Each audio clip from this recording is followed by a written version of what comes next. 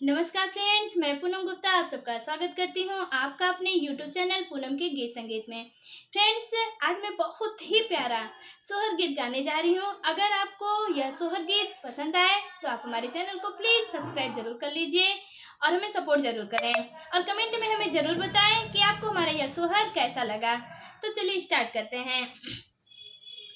कहवा पे बोले कोयलिया ते कहवा पे मोरे बोले हो ललना, कहवा पे बोले सहार सेवा महल उठे सोहार हो ललना, कहवा पे बोले सहार सेवा महल उठे सोहार हो।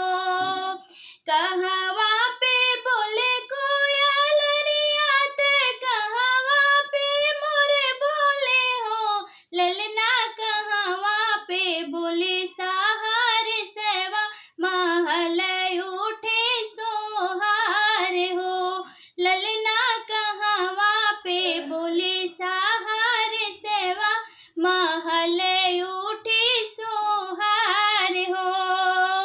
वृंदावन बोले कोयलिया त मथुरा में मोरे बोले हो ललना, गोकुल में बोले सहार सेवा महल उठे सोहार हो ललना, गोकुल में बोले सहार सेवा महल उठे सोहार हो।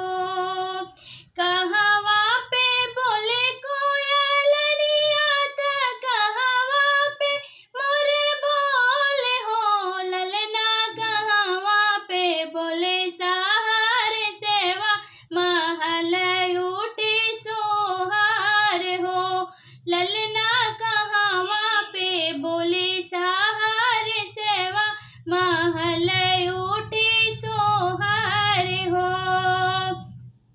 केकरा से जन्म कनाई ताके हो खुशी मन भाए हो ललना, के हो धारे बाजे